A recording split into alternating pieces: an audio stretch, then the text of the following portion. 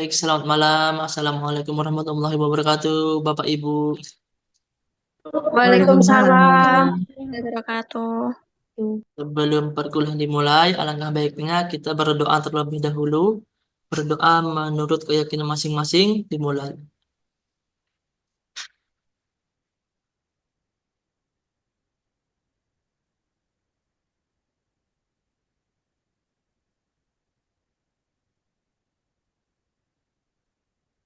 Selesai. Baik, karena waktu sudah menunjukkan jam 19.14, untuk mempersingkat waktu, kita mulai saja perkuliahan malam hari ini.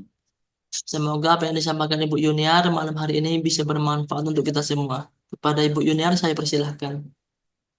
Oke, semuanya ketemu lagi ya di perkuliahan semester genap. Anda yang mengambil mata kuliah manajemen keuangan, ini kita seperti biasa sebanyak 7 kali pertemuan ya. Nanti pertemuan ke-8 itu adalah UAS. Sebelum saya masuk ke materi, coba saya lihat sih, ini siapa ya, siapa aja ini ya. Aninda, Yudhistira. Oke, Yudhistira. Feby kok nggak kelihatan nih wajahnya Mbak Feby. Kemudian Cerisia. Oh, ini Mbak Feby kelihatan nih Mbak Feby. Kemudian Mbak Cerisia mana nih? Kok wajahnya nggak kelihatan Mbak Masih Cerisia? di luar, Bu. Oh, gitu. Ya, oke. Kemudian Mbak Safety, Ayu Ningtyas. Selamat malam, Bu Oh, Yuniar. selamat malam. Oke, terus siapa lagi nih? Mbak Sofi ya? Mbak Sofi. Terus Mas Bintang, Muhammad Imami, Alfania, Nabila, Aurora, Novi, Novi Romadona, siapa lagi nih? Ladies. Oh ya, Ladies kayak pernah kenal ya Bu Yunior ya Ladies ya? Iya, Bu. Mm-mm. Ini Wernes. Iya betul. Nova, ini Mbak Mustika, Ari, Ari Nur, Trisna ini juga kenal Bu Yunior nih. Nais, Nais Isnatul, siapa lagi Nova, Mustika, Trisna, nah, udah itu aja ya. Oke, oke ya. Setelah Bu Yuniar tahu nih teman-teman yang join di manajemen keuangan, sebelumnya Bu Yuniar ingin share tentang kontrak kuliahnya. Sudah terlihat apa belum? Sudah, Bu. Sudah, Bu. Sudah ya. Oke, jadi manajemen keuangan ini nanti memang kebanyakan kita ngitung ya. Jadi kalau eh, seperti matematika gitu ya. Kalau mata kuliah atau Anda waktu SMA ada mata pelajaran matematika, apakah cuman lihat aja kan nggak mungkin ya. Jadi gurunya menerangkan, kemudian kita pasti latihan-latihan gitu ya. Jadi mohon maaf untuk mata kuliah ini memang untuk evaluasi tentang pemahaman Anda mengikuti perkuliahan Bu Yuniar, pasti ada penugasan di setiap sesinya, gitu ya. Jadi nanti jangan bosan ya, Bu Yuniar kasih tahu dulu ya. Untuk kontrak kuliah ini bobot mata kuliah sebanyak 3 SKS.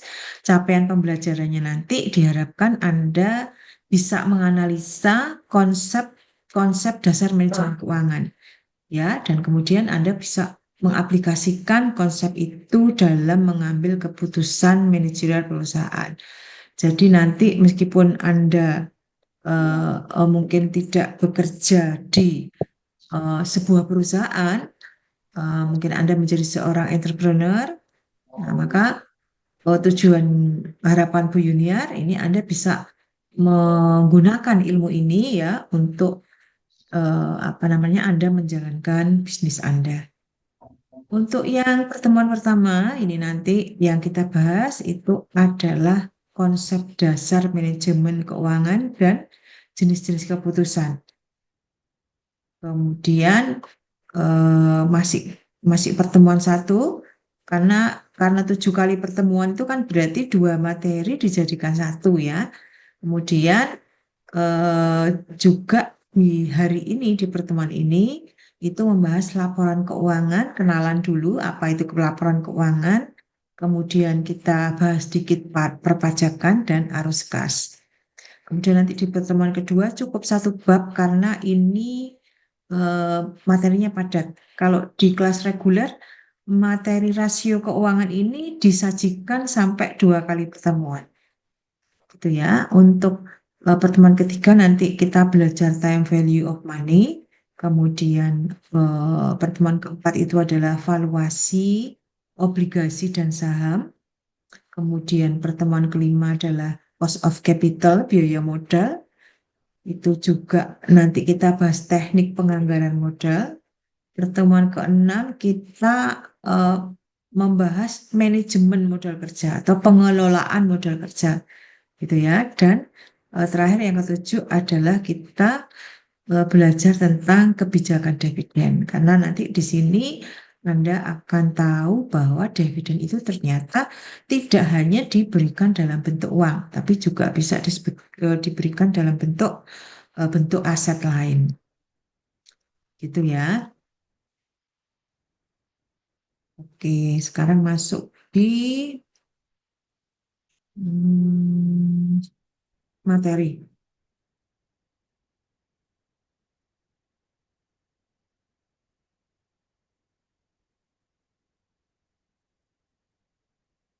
Sudah terlihat ini?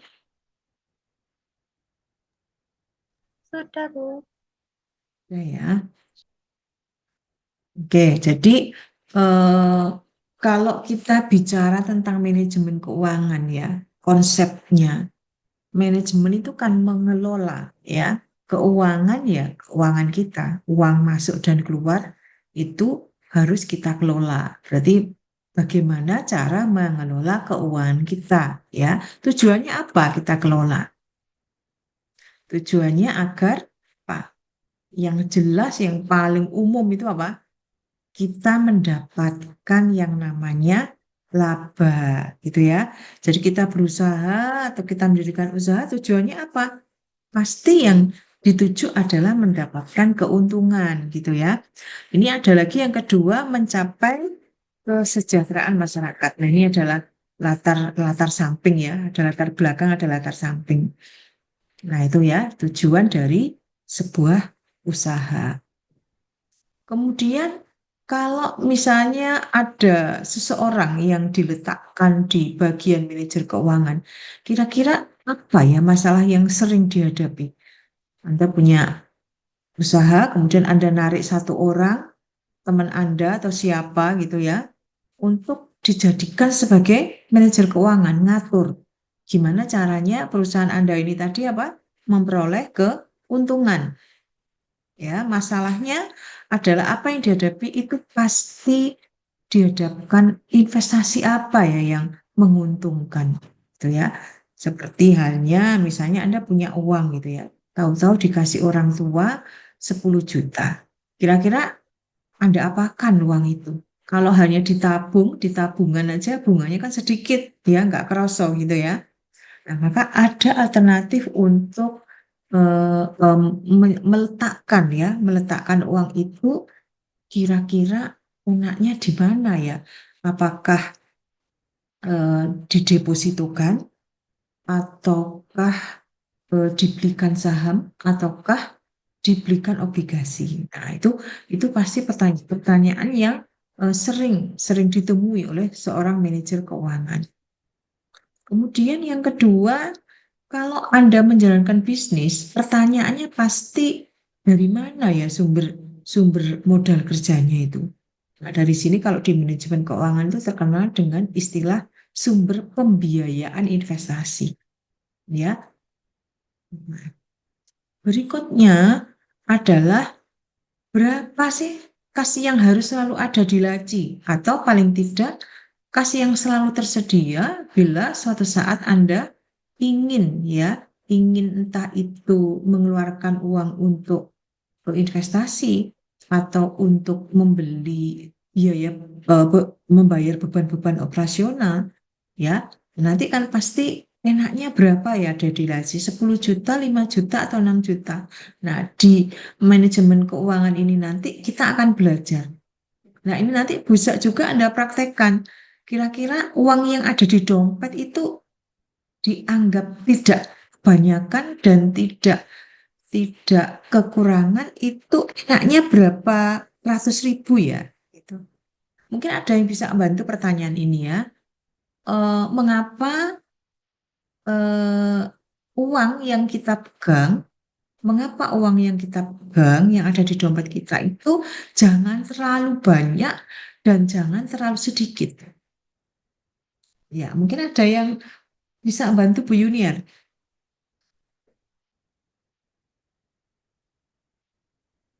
Mungkin ada yang bisa membantu. Kenapa uang yang ada di kita pegang ini jangan terlalu banyak dan jangan terlalu sedikit? Apa kira-kira? Apa kira-kira? Ada yang bisa membantu nih? Kalau terlalu sedikit bagaimana? Kalau terlalu banyak bagaimana gitu ya? Apa kira-kira? Kalau terlalu sedikit apa? Kita mau pergi gitu ya, mau nraktir temen gitu. Tapi di dompet kita cuma ada 50.000. Yang kita ajak 10 orang gitu. Berarti kira-kira gimana? Gimana kira-kira? Takut kurang ya. Jadi berbahaya bagi likuiditas. Liquid itu kan cair gitu ya. Jadi kalau kurang liquid berarti ya Anda kesulitan untuk membayar biaya-biaya yang segera akan segera harus Anda bayar gitu ya, segera jatuh tempo. Itu kalau terlalu sedikit. Kalau terlalu banyak kira-kira siapa ini yang bisa bantu jawab nih? Kenapa kas yang kita pegang itu jangan kebanyakan juga gitu ya. Sedikit jangan, kebanyakan juga jangan. Kenapa Kalau kira-kira? berlebih Mm-mm. nanti bisa tergerus inflasi, Bu. Kan Oke, uang mm-mm. Kalau terlalu banyak kita nyimpennya di lemari gitu ya. Itu 5 miliar itu di lemari semua gitu ya. Terlalu banyak kan ya. Nah, kekhawatiran pertama adalah nilainya turun nanti ya. Nilainya turun, benar. Bisa juga. Bisa juga yang kedua, kalau kita nyimpan terlalu banyak, em, rawan dicuri, Bu. iya rawan dicuri, boleh. Apalagi ya kira-kira ya. Kalau terlalu banyak tuh. Kalau terlalu banyak, ada idle cash, artinya ada kas yang menganggur. Harusnya ya uang segitu 5 M itu yang Anda simpan di bawah bantal, itu harusnya bisa Anda manfaatkan, Anda investasikan, dibelikan saham atau dibelikan obligasi atau mungkin Anda depositokan. Kalau uang 5 M Anda letakkan di bawah bantal ya sampai kapanpun uangnya tetap 5 M gitu ya, tidak ada kenaikan nilai. Berikutnya kalau mungkin Anda ini menjual, pasti Anda dihadapkan kira-kira customerku ini nanti beli beli ke saya itu harus tunai atau boleh kredit gitu kan? Nah, ini ada ada alasan memang ya kenapa kenapa kita tuh mau ngejual tunai dan kenapa kita mau ngejual produk kita secara kredit ya. Namun terlalu banyak menjual secara tunai itu juga tidak bagus menurut manajemen keuangan. Jadi menjual secara tunai ya, kalau tunai kan kadang kita seneng ya, oh, duitnya langsung masuk ke dompet gitu. Tetapi menurut manajemen keuangan nggak bagus. Kalau kebanyakan menjual secara tunai. Tetapi kalau kita kebanyakan menjual secara kredit, kita jualan dikreditkan sampai 10 kali, 15 kali, 20 kali. Itu juga menurut manajemen keuangan nggak bagus juga, gitu ya. Nah, sekarang bantuin Bu Yunia. Kenapa eh, eh, penjualan tunai yang terlalu besar itu juga tidak bagus menurut manajemen keuangan. Siapa sih yang mau bantu? Siapa nih mau bantu?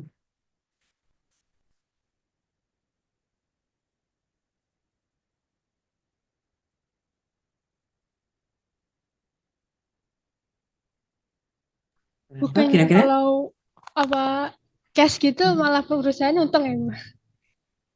Harusnya untung kan ya, karena Iya, kalau kita ngejual tunai kan, oh, kita sudah nggak ada urusan sama dia. Ya, kita senang duitnya sudah ngumpul kembali. Tapi kalau terlalu banyak ngejual tunai itu ada efek negatifnya juga sebetulnya. Apa kira-kira? Kalau kita ngejual tunai itu kurang bisa merangsang tingkat penjualan. Jadi orang itu seneng, kadang orang itu mau beli barang kita itu bukan karena butuh, ya. Gitu ya. Jadi kalau misalnya kita terlalu banyak ngejual tunai, kadang orang enggan untuk membeli barang kita. Kenapa? Dalam hatinya mungkin, waduh nggak bisa ngeredit ini, harus tunai. Padahal duitku sudah saya apa namanya, sudah saya prioritaskan untuk membayar apa gitu misalnya ya. Tetapi sebaliknya kita menjual barang secara kredit terlalu banyak itu juga nggak bagus menurut manajemen keuangan. Apa kira-kira? kalau kebanyakan kredit nanti arus kas perusahaan jadi tidak terkontrol. Ya, benar, benar. Jadi bermasalah dengan likuiditas kita. Kemudian dihadapkan masalah kedua, iya kalau lancar bayarnya gitu ya. Nah, kalau terjadi macet, itu bagaimana?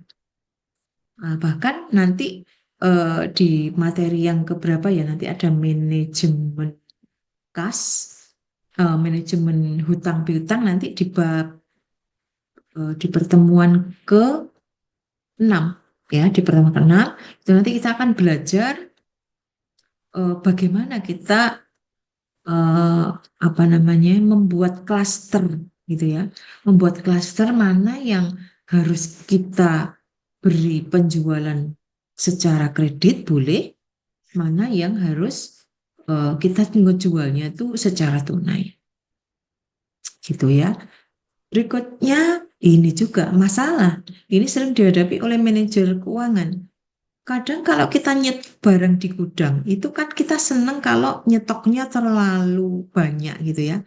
Nah, mungkin tujuannya nyetok banyak itu kalau nanti, apalagi Lebaran gini kan banyak permintaan ya.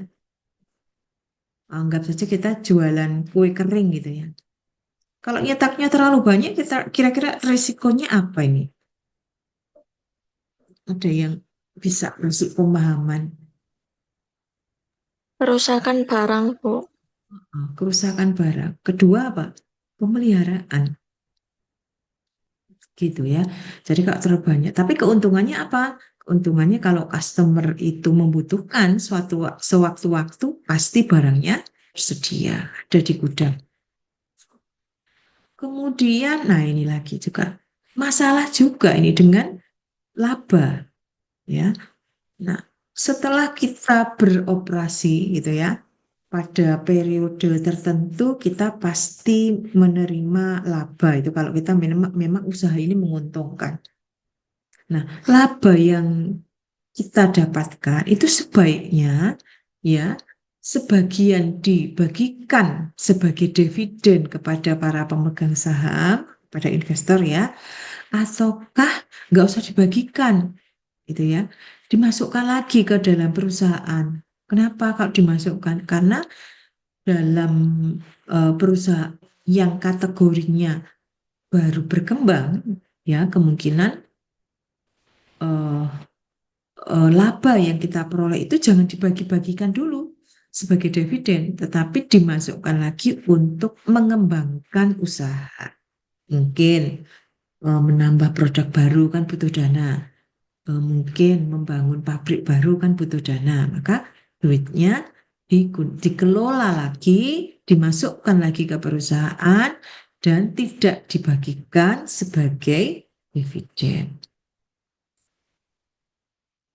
Kemudian ini bagaimana kebijakan dividen yang optimal?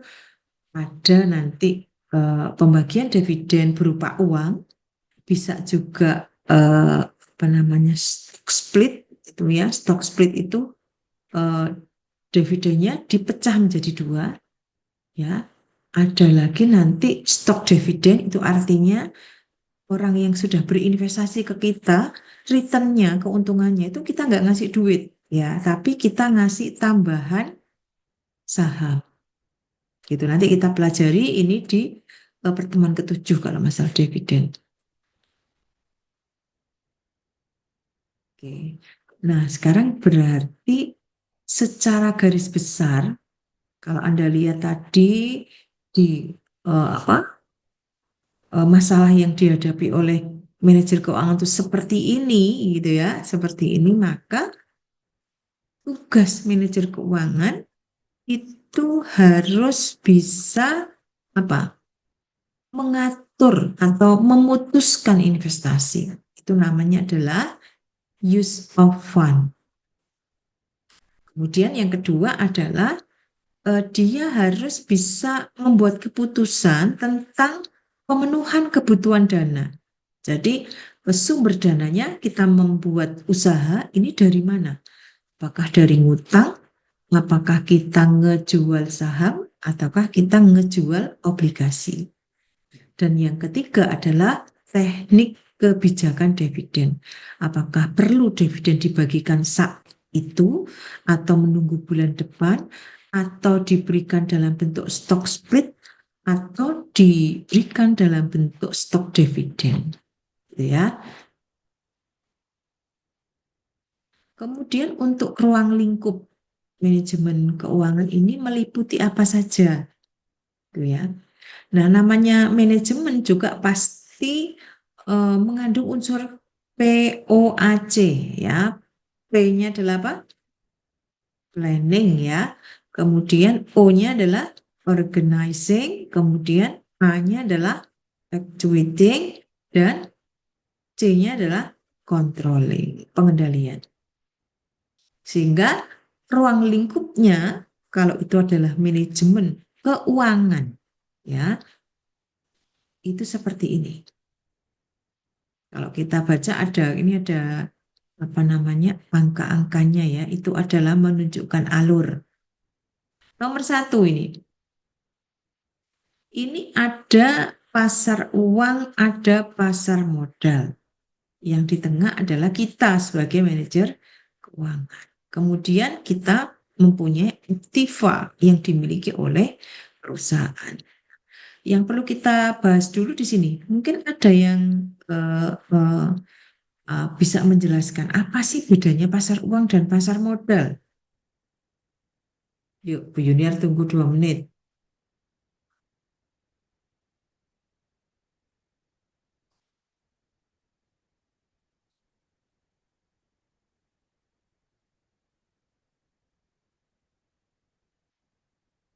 Apa bedanya nih? Gampangannya, ya, kalau pasar uang itu adalah kalau namanya pasar tuh apa sih pasar tuh? Pasar kan bertemunya penjual dan pembeli, ya, bertemunya penjual dan pembeli. Kalau pasar buah berarti bertemunya penjual dan pembeli, yang diperdagangkan adalah buah. Pasar ikan berarti bertemunya penjual dan pembeli, yang diperdagangkan adalah apa, ikan, gitu ya. Nah, sekarang pasar uang berarti adalah pertemuan antara penjual dan pembeli, yang diperdagangkan apa? Apakah uang? Ya, uang di sini bukan berarti uang terus dijejer-jejer terus dibeli, ya. Berarti uang membeli uang kalau gitu, ya. Nah, artinya di sini kalau pasar uang itu lebih, silakan Anda bayangkan saja kalau pasar uang itu berhubungan sama perbankan. Jadi kalau pasar uang itu kan menyediakan, ya, uang ini diputar lagi agar menghasilkan keuntungan atau menghasilkan return. Contoh, saya punya uang 1 juta, saya ingin 1 juta bisa jadi 2 juta, diapakan ya? Masuk ke pasar uang apa pasar modal gitu kan? Nah, timbul pasar uang dan pasar modal itu karena orang ingin berinvestasi, gitu ya. Ingin berinvestasi dan ada di lain pihak orang yang membutuhkan dana, gitu ya. Kalau pasar modal konotasinya adalah investasi di perbankan, ya. Sedangkan kalau pasar modal itu bayangkan saja investasi Anda itu ada di bursa efek. Jadi jelas ya di sini ya. Pasar uang itu adalah kalau Anda punya dana, kemudian diletakkan, Anda simpan di bank. Pasar, Anda bermain di pasar uang. Tapi kalau Anda punya uang, kemudian Anda ingin investasikan di bursa efek ya untuk dibelikan saham dari beberapa emiten yang terdaftar di bursa efek itu, maka Anda bermain di pasar modal. Nah, di pasar modal apa instrumennya? Itu adalah yang paling banyak adalah saham dan obligasi. Itu ya, kita baca dulu yang pertama. Kita manajer keuangan ini ada aliran dari investor. Kalau kita jadi perusahaan, ya, saya jadi manajer sebuah perusahaan, investor ini memberi kita dana, ya. Sebagai imbal baliknya kita memberikan kertas berharga yang namanya saham atau bisa juga dalam bentuk obligasi. Nah, sebelum masuk ke yang lainnya, Bu Junior pengen tahu apa sih bedanya saham sama obligasi? Ada yang tahu nggak ini? Apa itu saham? Apa itu obligasi?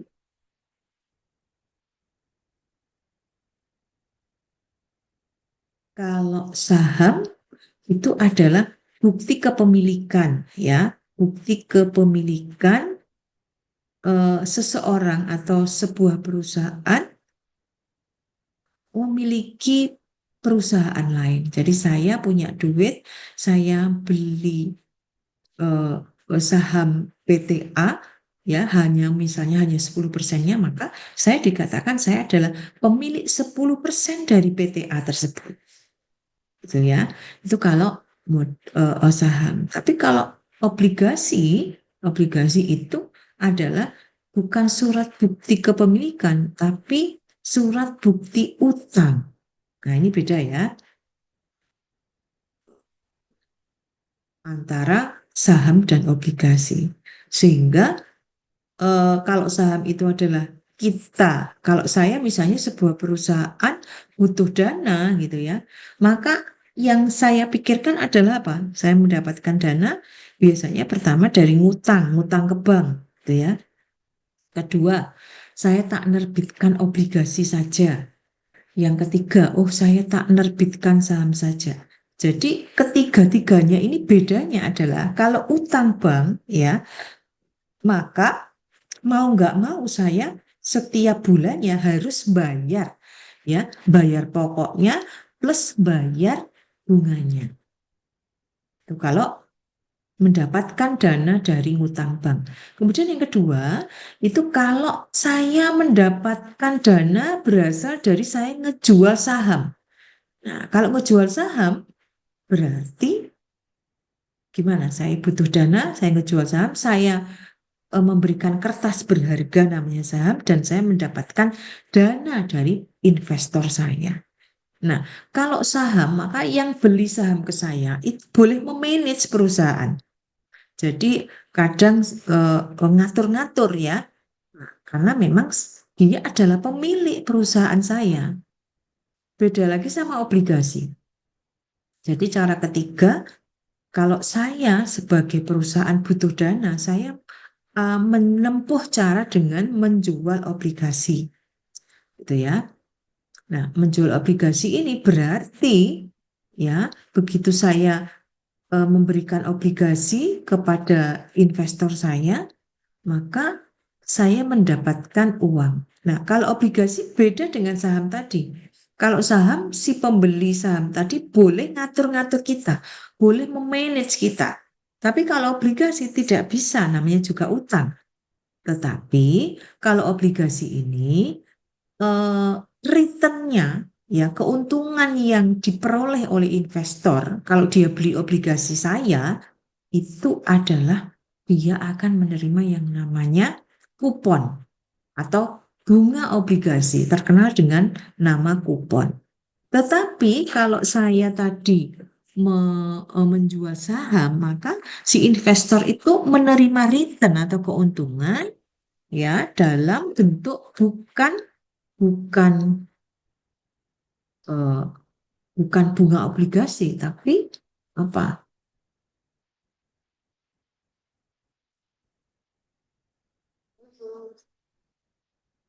Apa kalau bunga, kalau saham? Apa returnnya? Ini pertanyaannya kalau saham, eh, kalau obligasi tadi menerima return berupa apa?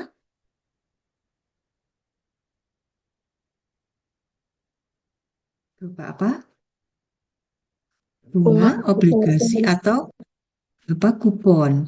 Tapi kalau saham Dividen. apa? Capital gain. Capital gain ya. Ada lagi apa Dividen. keuntungannya? Dividen ya. Jadi ada dua memang. Ada yang disebut dengan capital gain, ada yang disebut dengan dividen. Gitu ya. Nah, bedanya apa kira-kira? Ada yang tahu?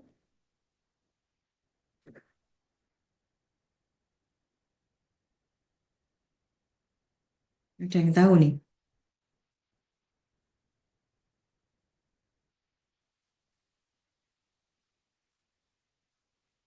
Apa bedanya? Oke, saya lanjutkan ya.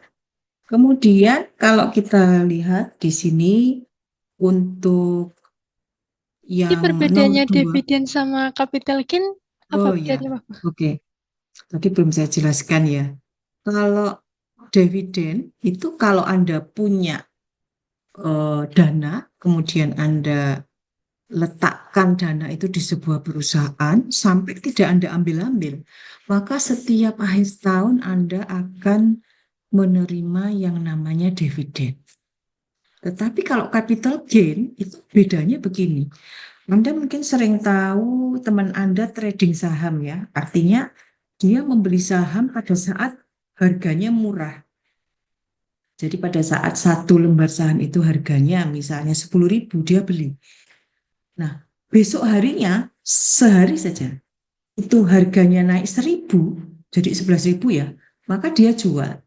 Jadi selisih antara 10.000 dengan 11.000 itu berapa? 1.000. Ya, selisihnya adalah 1.000. Maka 1.000 ini yang disebut dengan capital gain. Bisa dirasakan bedanya?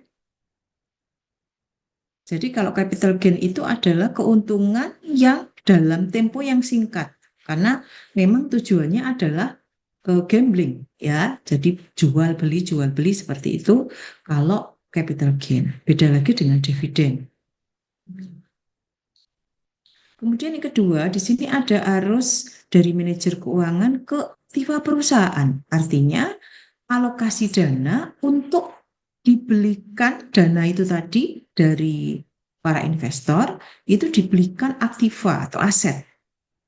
Gitu ya. Dan kemudian yang ketiga itu ada alur aktiva perusahaan ya, aliran kas hasil operasi dari perusahaan.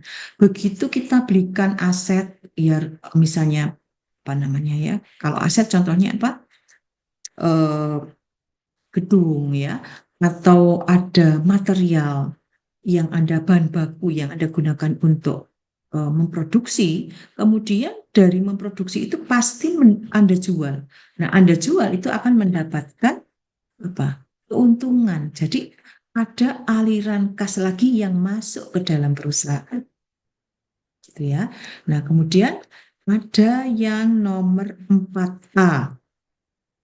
Ya, ada 4A itu adalah dari arah manajer keuangan menuju ini pasar modal. Artinya, ya, yang 4A ini manajer keuangan akan memberikan apa tadi? dividen kalau itu saham, dan manajer keuangan akan memberikan bunga kalau itu adalah yang dijual tadi adalah obligasi, gitu ya. Dan sebagian dari keuntungan itu tidak semuanya diberikan dalam bentuk dividen, tapi ada sebagian lagi yang masuk ke dalam perusahaan dalam bentuk apa? Namanya dividen yang tidak, keuntungan yang tidak dibagikan sebagai dividen disebut laba ditahan. Ya, nah laba ditahan itu untuk apa? Kok masuk lagi? Nggak semuanya dibagi-bagi ke investor. Karena laba ditahan ini untuk mengembangkan perusahaan. Mungkin tadi sudah Bu Yunir sebutkan untuk membeli atau membuat gudang baru misalnya ya, atau membuat jenis varian produk baru yang butuh dana. Gitu ya. Berikutnya tentang konsep dasar manajemen keuangan ini tadi. Jadi manajemen keuangan itu akhirnya bisa kita artikan bahwa semua aktivitas yang dilakukan oleh perusahaan ya, yang berhubungan dengan usaha untuk apa? Memperoleh sumber dana dengan biaya yang murah ya, dan usaha untuk menggunakan dana itu secara hemat, secara efisien. Jadi, apa yang terkandung di dalamnya ini mendapatkan sumber dana yang paling murah, biaya bunganya lek ngutang aja akeh-akeh, jangan banyak-banyak gitu ya. Dan menggunakan dana itu sehemat-hematnya. Gitu ya. Sehingga fungsi dari manajemen keuangan tadi apa? Ya, use of fund, source of fund, dan dividend policy. Ini sama dengan ini financing, investment, dan dividend policy. Kemudian fungsi utama dari manajemen keuangan. Yang pertama adalah mengambil keputusan investasi. Yang kedua adalah mengambil keputusan pembelanjaan. Kemudian yang ketiga adalah kebijakan dividen, di mana tujuan akhir nanti yang harus dicapai itu adalah apa? Seluruh keputusan keuangan ini dengan cara memaksimalkan kemakmuran pemegang saham. Dengan cara bagaimana? Maksimalisasi nilai perusahaan. Jadi perusahaan itu dikatakan baik kalau dia mempunyai nilai yang tinggi. Seperti juga orang ya. Kalau orang itu mempunyai nilai yang tinggi karena apa? Kalau wanita kan, oh wanita yang cantik, oh yang kulitnya yang putih gitu kan ya. Nah kalau perusahaan itu dikatakan nilainya tinggi kalau apa? Identifikasinya. Identik dengan apa? Identik dengan harga sahamnya yang tinggi.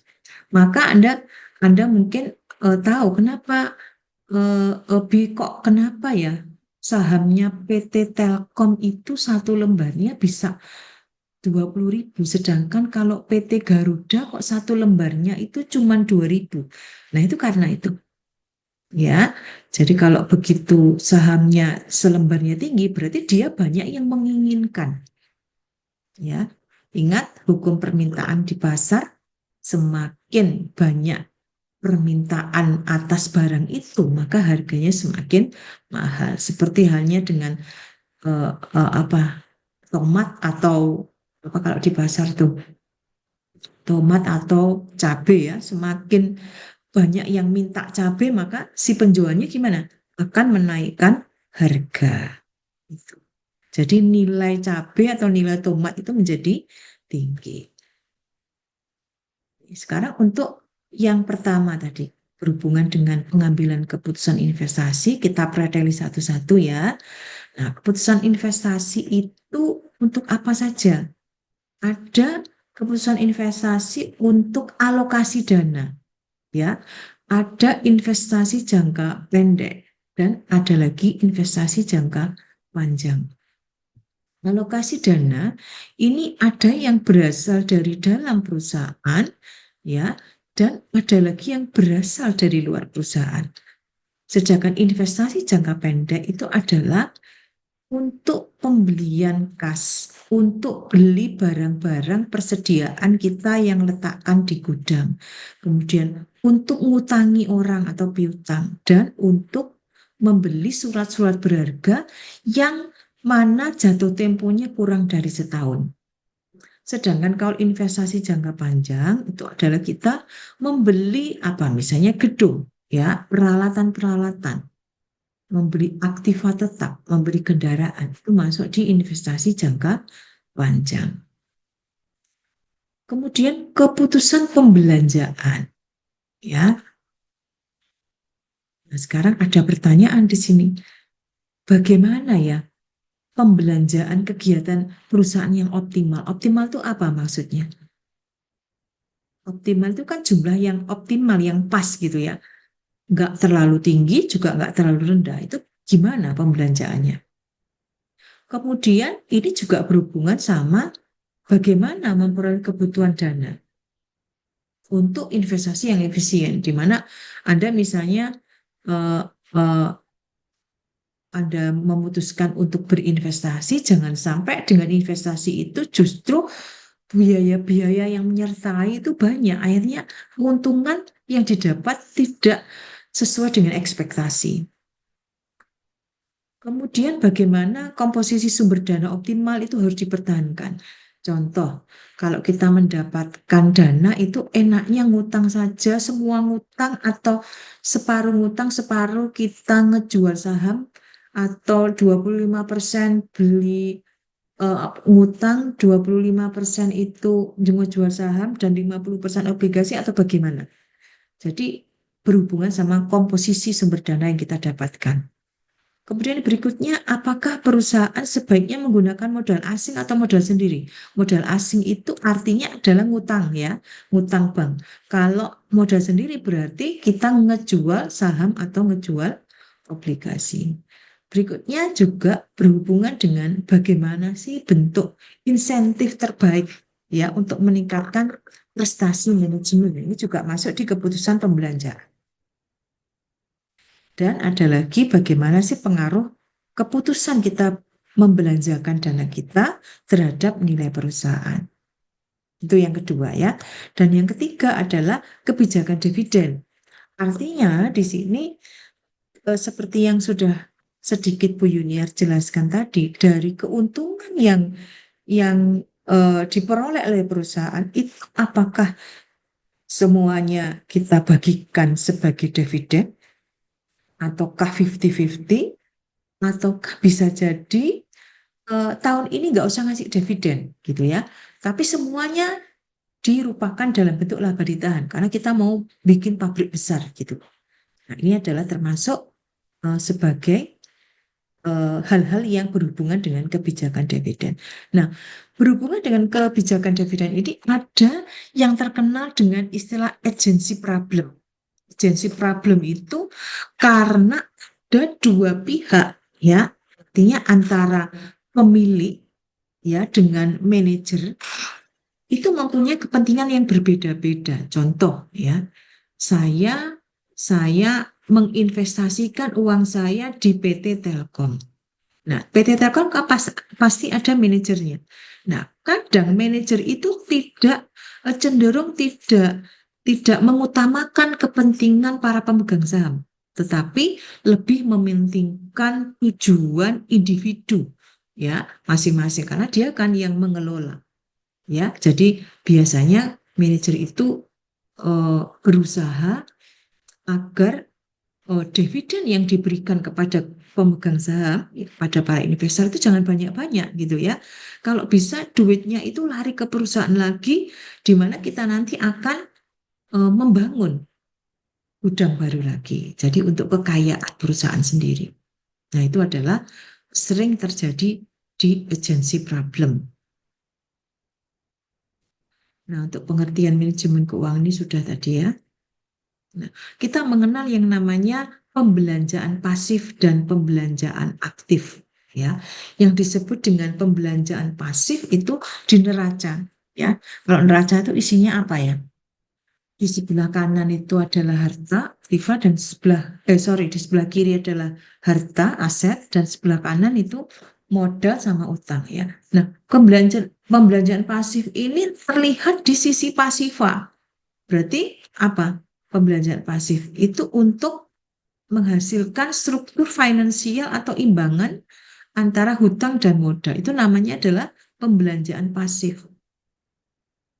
Kemudian yang disebut dengan pembelanjaan aktif itu adalah yang terletak di sebelah kiri neraca. Yaitu apa? Yang ada di neraca bagian kiri itu yang sudah dapat mata kuliah akuntansi, aktiva ya, harta kita. Maka pembelanjaan aktif itu masuk di aktiva lancar dan aktiva tetap. Nah, kemudian tujuan dari manajemen keuangan tadi, Bu Yuna sudah sebutkan untuk apa? Memaksimalkan nilai perusahaan. Nilai perusahaan yang tinggi, ya, perusahaan yang tinggi, maka bisa identik dengan harga jual saham yang tinggi. Ya, dibandingkan kalau misalnya tadi Bu Yuna contohkan Telkom dengan PT Garuda, ya. Kemudian nilai perusahaan ini adalah harga yang bersedia dibayar oleh calon pembeli. Kalau perusahaan itu adalah go public, ya, kalau perusahaan itu misalnya Telkom ya, itu adalah go public itu kan berarti sahamnya dijual kepada masyarakat. Maka nilai perusahaan itu ditinjau dari apa? Kita tahu, oh, PT Telkom itu berapa ya nilainya? Anda bisa lihat dari seluruh saham, ya, dari seluruh saham yang dibeli oleh masyarakat itu adalah nilai dari PT Telkom. Tetapi ada juga kan perusahaan yang tidak go public. Artinya perusahaan ini dananya tidak terbagi atas saham-saham. Ya. Jadi dari modal sendiri. Cara menilainya gimana? Saya punya usaha, perusahaan saya ini nggak go public, saya minta tolong ini nilai perusahaanku berapa? Nilai perusahaan, kalau perusahaan untuk yang tidak go public itu adalah dilihat dari nilai jualnya. Gitu ya. Nah, kemudian di bab 1 ini kita juga belajar tentang sistem keuangan. Ya, tadi Anda sudah mengenal untuk pihak-pihak yang terkait tadi ya, ada di bagian tadi.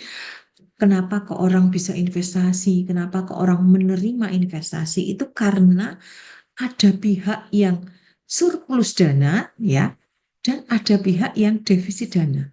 Kalau misalnya saya punya usaha, kemudian saya nggak punya modal, maka saya bisa dengan cara apa tadi? Ada 3. Apa tadi? Utang bank, terus apa? Utang bank, terus apa lagi? Ngejual obligasi, ngejual saham. Maka orang yang membutuhkan dana disebut dengan pihak yang defisit dana. Ya. Kemudian orang yang ingin investasi surplus dana namanya. Gitu ya. Kemudian kalau pemodal ini, misalnya pemodal tadi itu ingin berinvestasi, maka kalau kita saja ya, saya punya uang, kira-kira mau saya investasikan dalam bentuk apa? Kalau orang tua kita, mbah-mbah kita, sukanya investasinya apa?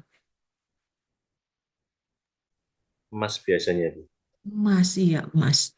Kemudian apa lagi? Sawahnya banyak, beli rumah banyak, sawah, rumah, tanah, ya apalagi tuh? Emas, ya. Nah, itu orang tua kita itu lebih suka investasi pada aset-aset real namanya, ya. Jadi aset real itu adalah seperti yang disukai oleh orang tua kita, itu paling sering ini. Tetapi ada lagi kalau kita punya duit itu kita tidak kita investasikan di aktiva real, tapi ke aktiva finansial. Contohnya tadi apa? Uang kita investasikan dalam bentuk saham. Kita membeli lembar saham. Uang kita serahkan ke emiten namanya ya. Jadi perusahaan yang membutuhkan dana atau perusahaan yang menjual saham itu namanya adalah emiten. Dalam bentuk saham, bisa juga dalam bentuk obligasi, atau bahkan kita bermain di pasar uang dengan cara membeli deposito, ya, atau menginvestasikan uang kita di instrumen deposito di bank. Nah, ini perbedaan antara, saya tadi sebetulnya sudah menjelaskan bedanya pasar keuangan dan pasar modal, ya. Apa cirinya apa kalau pasar uang? Anda menginvestasikan uang Anda ke bank. Kalau pasar modal, Anda menginvestasikan uang Anda ke pasar modal atau bursa efek untuk membeli saham dan obligasi. Jadi ini untuk pasar keuangan, dia ini terdiri atas lembaga dan mekanisme yang memungkinkan terciptanya aliran dari pihak yang mengalami surplus ke pihak yang defisit. Nah, cirinya lagi yang paling terlihat adalah kalau Anda ingin berinvestasi, kadang kan ada yang takut-takut gitu, ya. Artinya saya nggak berani investasi terlalu panjang. Saya pengen nanti investasi, tapi nanti setelah 3 bulan duitnya tak ambil lagi. Nah, itu orang yang khawatir, ya, khawatir dengan investasinya nanti kembali atau enggak. Nah, maka lebih baik orang-orang seperti ini itu berinvestasi di pasar keuangan karena dia investasinya sifatnya adalah jangka pendek, gitu, ya. Nah, kemudian pelaku utamanya siapa? Financial market ini. Pelaku utamanya adalah bank komersial. Ini untuk pasar uang, ya.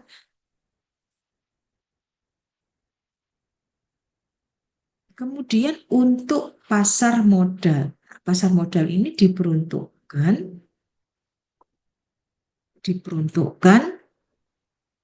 apabila Anda berani berinvestasi di waktu yang panjang, ya. Nah, jadi kalau Anda merasa orang yang kalau di istilah investasi itu agresif, ya. Jadi Anda agresif dalam berinvestasi, itu lebih baik memilih pasar modal. Jadi Anda datangnya bukan ke bank tapi ke bursa efek. Namun bedanya apa?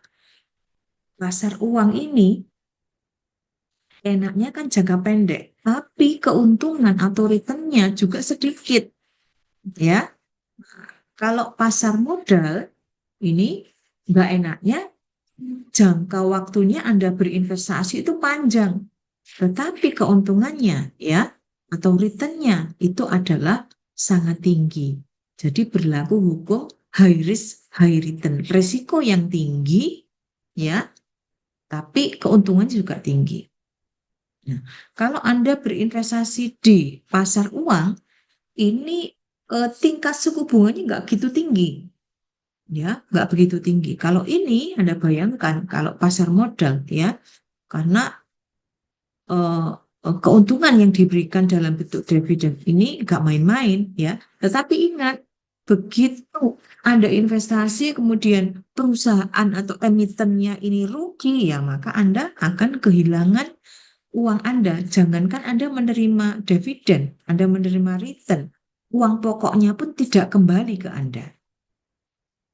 Gitu, ya. Nah, maka memang harus berhati-hati tergantung dari preferensi Anda.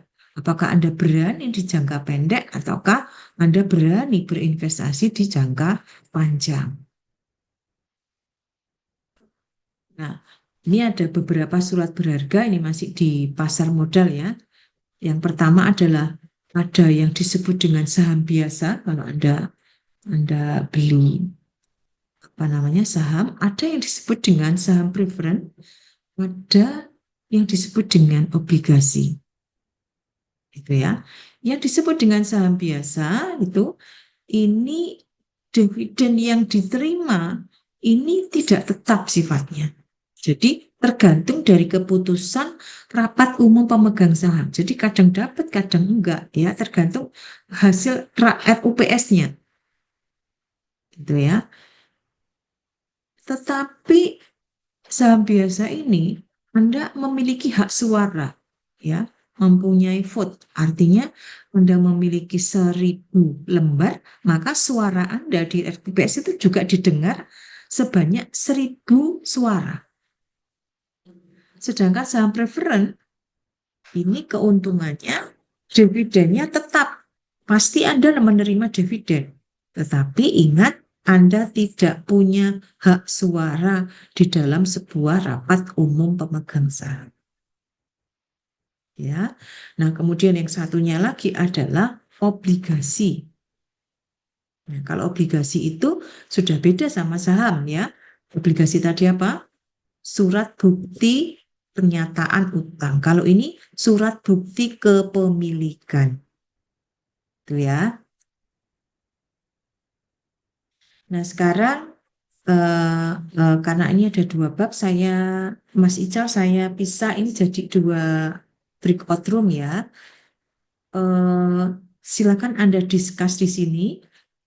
Yang pertama adalah kalau Anda ingin berinvestasi di pasar uang dan pasar modal, ini saya ingin Anda membedakan definisinya apa perbedaannya antara pasar uang dan pasar modal. Definisinya dulu. Kemudian yang kedua, jangka waktunya. Pasar uang itu adalah untuk investasi dengan jangka waktu yang bagaimana, pasar modal yang bagaimana. Tadi sudah saya bahas ya. Yang berikutnya, siapa perantaranya yang bertanggung jawab? Otoritasnya siapa yang mengawasi? Kalau pasar uang itu siapa? Kalau pasar modal itu siapa yang mengawasi? Kenapa harus diawasi kira-kira?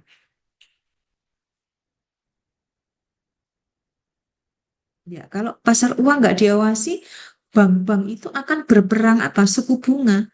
Ya, si bank A menawarkan nabung di sini aja, bunganya tinggi, ya 10%. Nggak terima bank B, di sini saja, bunganya 11%. Nah, kan berperang ini. Akhirnya terjadi persaingan yang nggak sehat.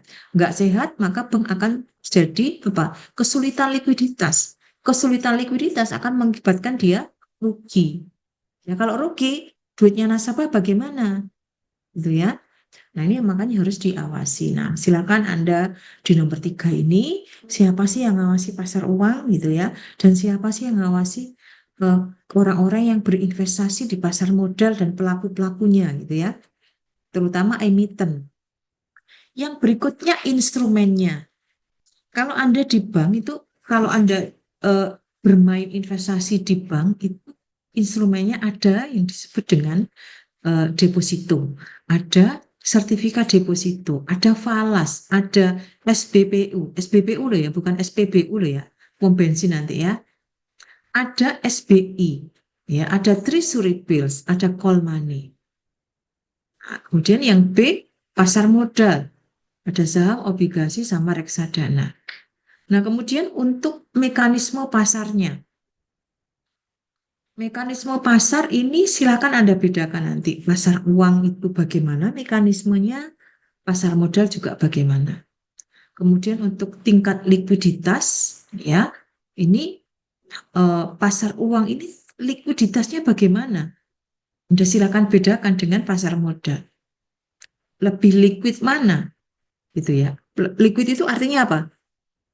Mudah untuk dijual kembali. Jadi kalau saya punya di bank itu deposito ya, punya deposito, apakah cepat atau enggak saya merubah deposito menjadi uang tunai?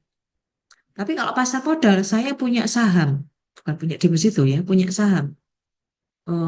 Kemudian saya ingin merubah saham itu menjadi uang. Kira-kira cepat enggak saham itu diubah bentuk menjadi uang, gitu ya? Karena saya butuh uang.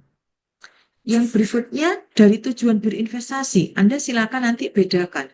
Ada istilah yang disebut dengan maintaining wealth sama yang disebut dengan generating wealth. Ya, ini mana yang masuk di pasar uang atau lebih cenderung ke pasar modal. Kemudian yang ke-8 ditinjau dari resikonya, ya. kalau Anda berinvestasi di pasar uang, deposito, siapa deposito, itu resikonya apa gitu ya?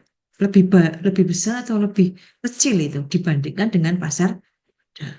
Pasar modal apa resikonya? Ingat tadi high risk high return, low risk low return. Dan keuntungannya ya.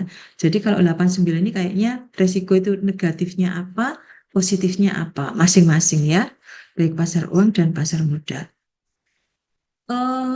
Ini tidak saya buat kelompok ya, tapi eh, jumlahnya berapa? Mas Ical ini tadi berapa?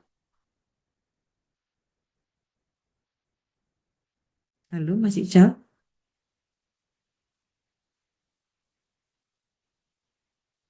halo?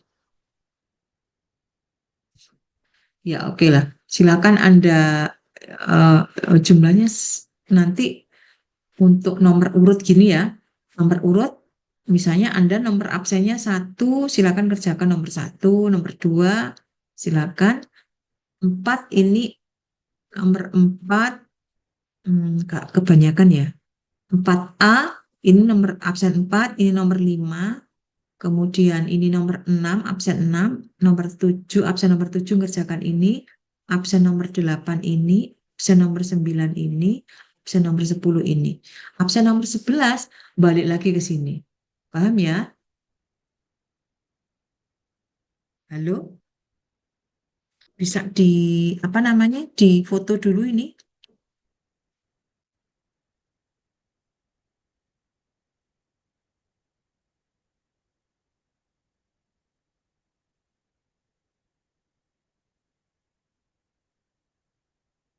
Halo? Bu, cara Heeh. tahu nomor absennya gimana? Oh iya, ini belum tahu ya. Bentar ya. Bentar. Kelihatan? Kelihatan, Bu. Proses ya. Nah, ini dia. Nomornya sampai 12 ternyata. Alfiana nomor satu, Aninda nomor 2, Aurora nomor 3, Bintang nomor 4, Gracia nomor 5, nomor 6 Feby, nomor 7 Ladies, nomor 8 Muhammad Imami, nomor 9 Nais, nomor 10 Nova, nomor 11 Novi, nomor 12 Yudhistira. Gitu ya. Udah yang ditanyakan ini, ada lagi nanti 5 sebentar. Sudah ya, nomornya sudah tahu. Terus kelas yang satunya, sebentar. Kelas yang satunya itu yang e-learning ini.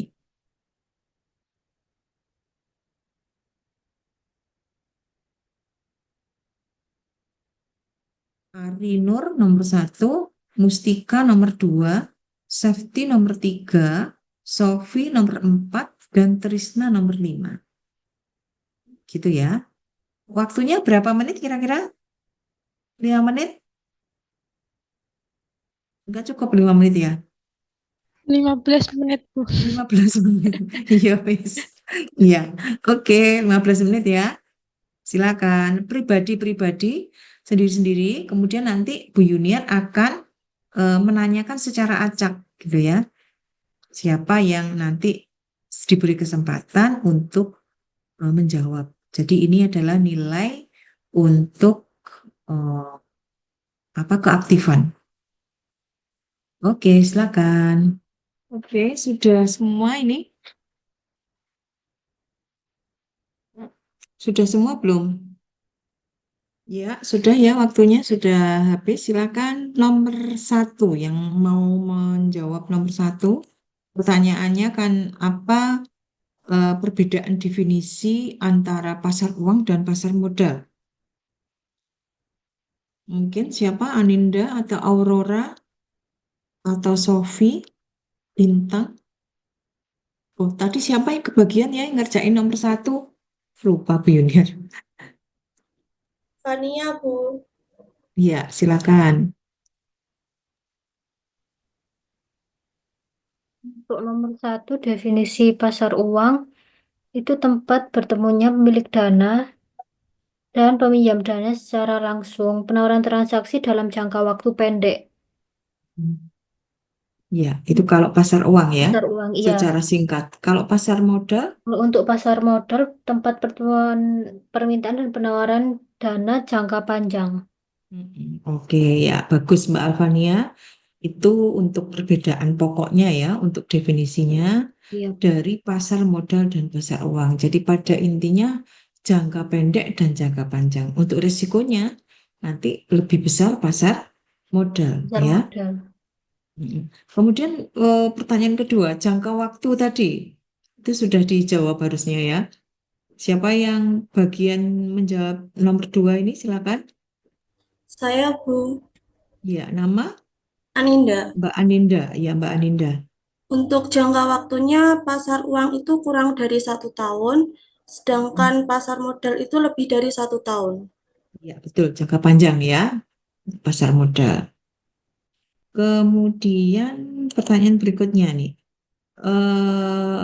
Otoritas yang atau yang mengawasi itu siapa? Untuk pasar uang siapa? Pasar modal siapa? Siapa yang kebagian ini?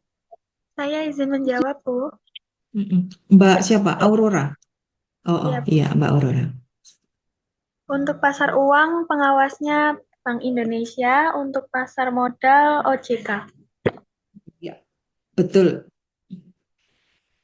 Berikutnya contohnya instrumen ini. Siapa yang mungkin mau menjawab? Nanti yang A, pasar uang, itu bisa Anda sebutkan 2 aja ya. Anda silakan pilih 2 aja. Yang 4B berarti nomor absen 5. Ya, saya Bu. Silakan yang A dulu, 4A. Ya, untuk sertifikat yang pertama kan ada contoh sertifikat deposito. Nah, apa Ya. sih sertifikat deposito itu? Salah satu instrumen pasar uang yang diterbitkan oleh bank sebagai bukti simpanan bersangka dengan jangka waktu tertentu. Lalu sertifikat deposito ini bisa diperjualbelikan.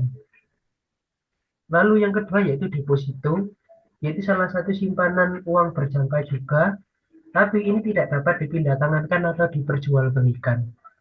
Mm-mm. Itu perbedaannya. Ya. besar. Mm-mm. Oke, terima kasih Mas Bintang. Sama-sama.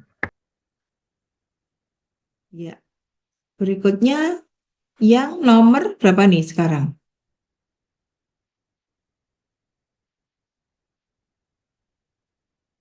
Yang pasar modal ya? Saya, Saham Bu, yang nomor obligasi. 5. Oh iya, silakan. Nomor 5, pasar modal. Instrumennya saham obligasi reksadana. Yang pertama saham. Saham adalah bukti kepemilikan atas suatu perusahaan, contohnya seperti saham PTBCA. Saham ini mewakili kepemilikan di salah satu bank terbesar di Indonesia. Yang kedua, obligasi adalah suatu utang yang diterbitkan oleh perusahaan atau pemerintah. Contoh instrumennya adalah obligasi Negara Republik Indonesia atau ORI, obligasi yang diterbitkan oleh pemerintah Indonesia. Yang ketiga, reksadana adalah wadah untuk menghimpun dana dari masyarakat ke modal untuk kemudian diinvestasikan dalam portfolio efek oleh manajemen investasi. Contoh instrumennya adalah dana yang diinvestasikan terutama dalam saham.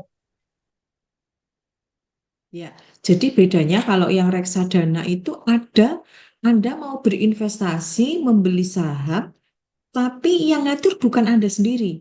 Ya, ada seorang manajer investasi. Nah, nanti si manajer investasi itu memberi saran pada Anda, oh dijual saja, beli aja yang ini, dijual lagi aja. Gitu ya. Jadi itu kalau menggunakan reksadana.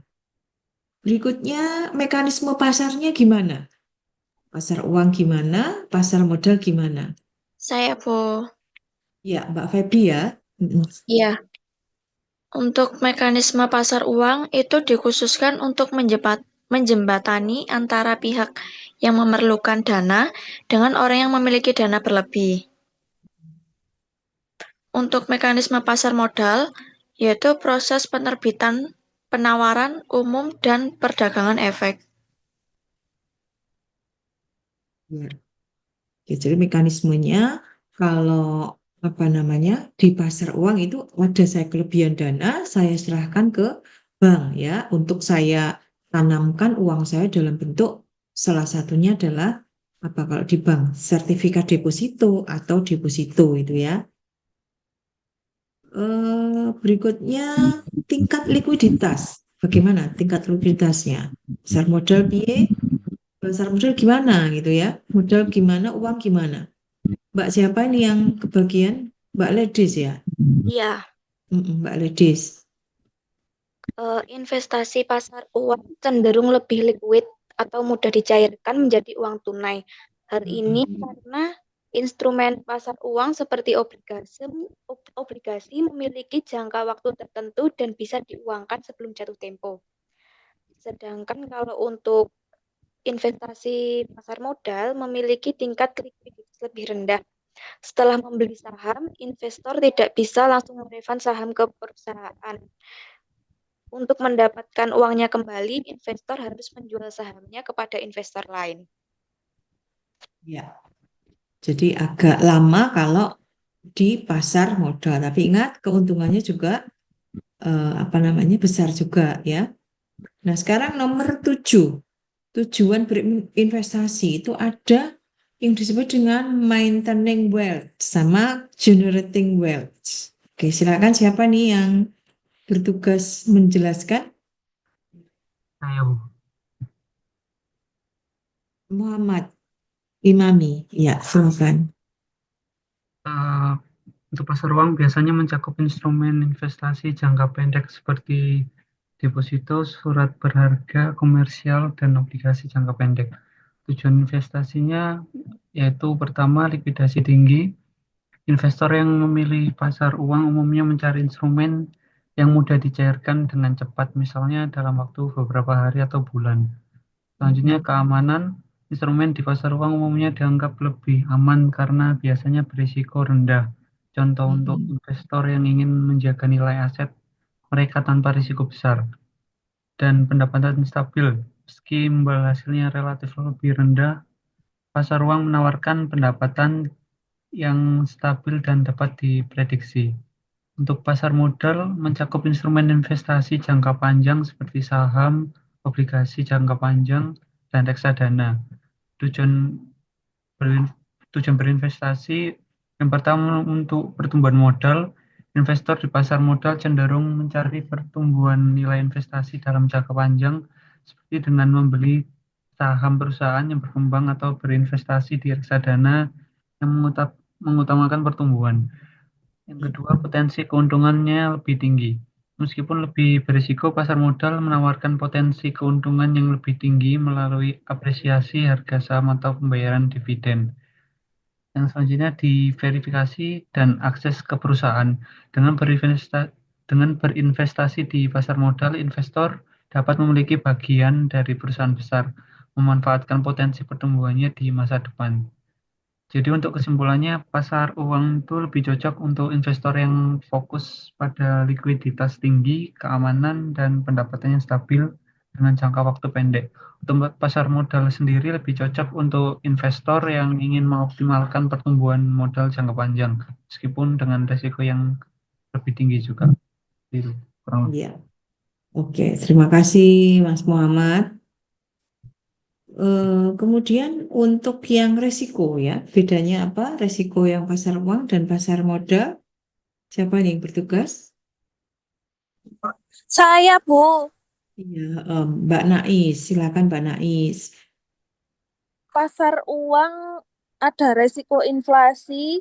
Nilai investasi dapat tergerus oleh inflasi, terutama jika tingkat pengembalian lebih rendah dari laju inflasi.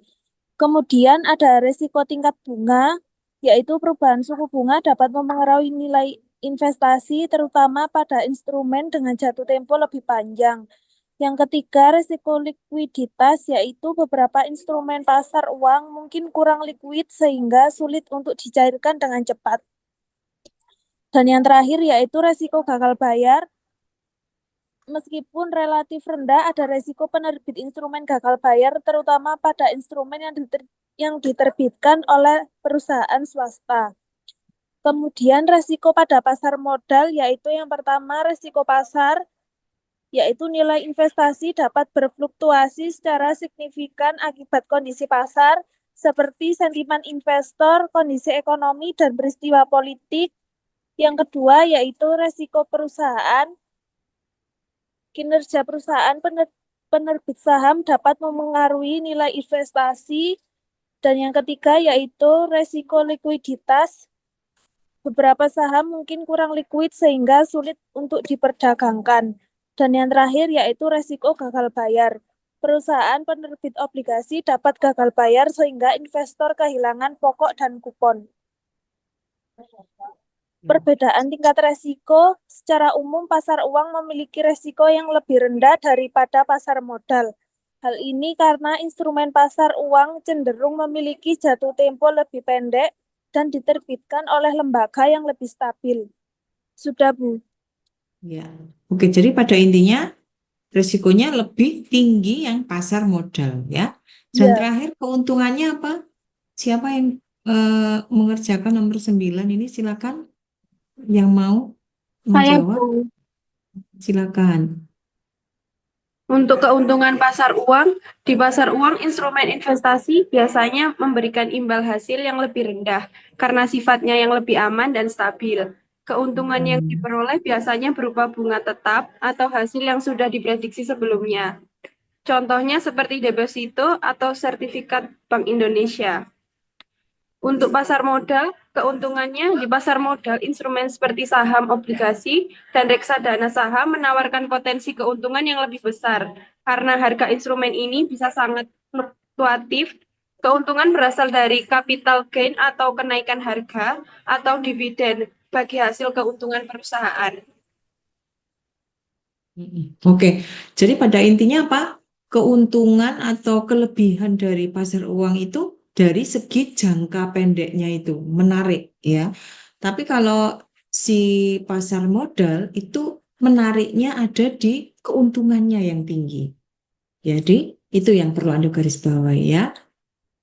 Oke, sudah selesai kita bahas di bab 1 ini. Mungkin ada pertanyaan sebelum diakhiri, sambil saya buka ini ya, Simaka. Untuk yang kelas apa namanya? Oh, Simakanya masih down ini ya. Oke, tapi ini masuk semua ya. Sebentar saya fotonya dulu. Oke, saya kira kalau sudah tidak ada pertanyaan, nanti di pertemuan kedua seperti ini lagi, dan pertemuan ketiga itu setelah Lebaran dengan cara hybrid gitu ya, Mas Ical. Baik, saya akhiri sekian dulu.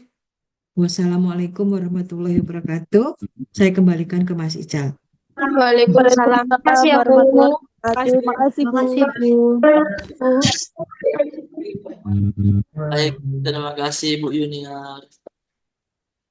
Ini karena tak lihat sudah capek semua kelihatannya sudah ini. Bisa kita Iya. akhiri saja ya. Oke. Terima kasih Ibu Yuniar. Terima kasih Bapak Ibu semua sudah bergabung pada malam hari ini. Semoga tetap sehat selalu, puasanya lancar. Minggu depan kita bertemu kembali. Tidak ada tugas kan Bu ya? Tidak ada tugas. Tadi kan cuma latihan aja. Baik. Latihan aja dibahas bareng. Ya. Oke. Selamat malam. Wassalamualaikum warahmatullahi wabarakatuh. Waalaikumsalam warahmatullahi wabarakatuh. Waalaikumsalam. Oke. Selamat istirahat semua. Terima kasih Ya, Bu. Bu. Terima Terima kasih, kasih, Mas. Bu. Makasih, Mas. Sama-sama.